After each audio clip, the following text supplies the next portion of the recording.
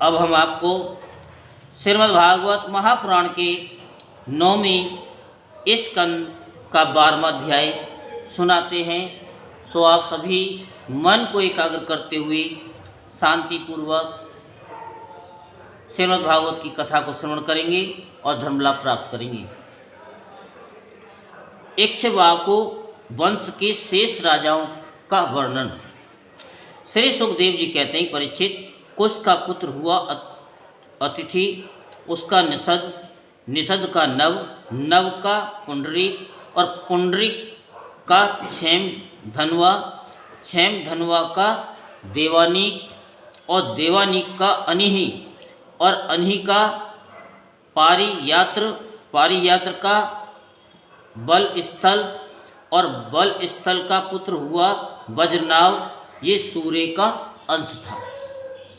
वज्रनाव से खगन और खगन से विधृति और विधृति से हिरण्यनाव की उत्पत्ति हुई। वह जैमिनी का शिष्य और योगाचार्य था।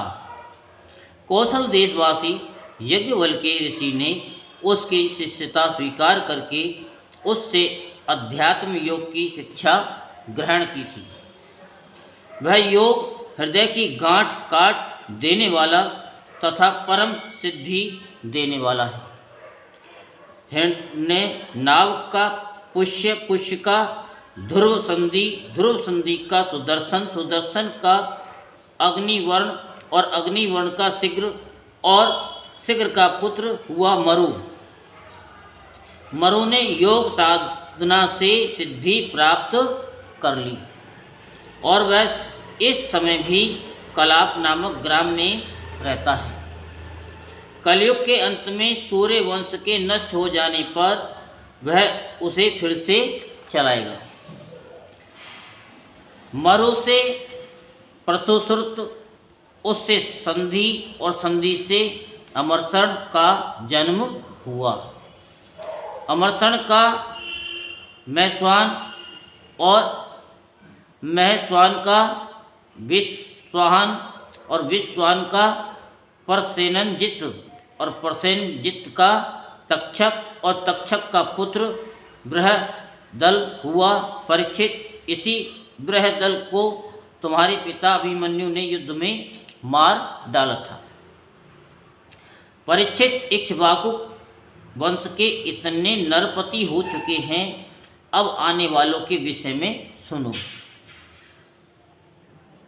बृहदल का पुत्र होगा बृहद्रण और बृहद्रण का उरुक्रिय, उसका वत वृद्ध और वृद्ध का प्रतिव्योम का भानु और भानु का पुत्र होगा सेनापति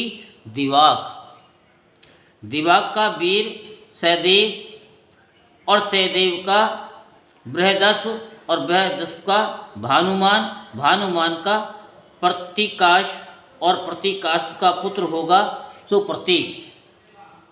सुप्रतीक का मरुदेव का सुनक्षत्र का पुष्कर का अंतरिक्ष का सुतपा और उसका पुत्र होगा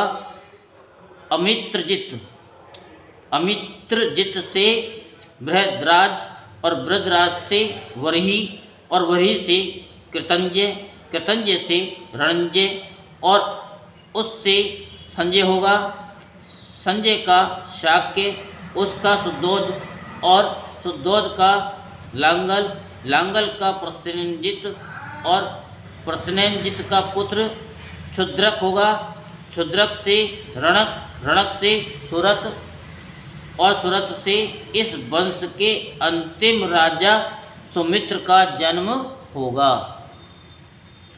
ये सब बृहदल के वंशधर होंगे।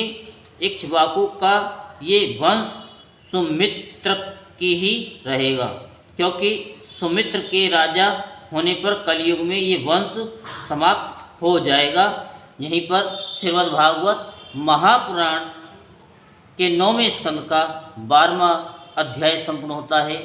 बोलो श्री रामचंद्र भगवान की जय। जय श्री राधे श्याम, जय जय श्री राधे श्याम।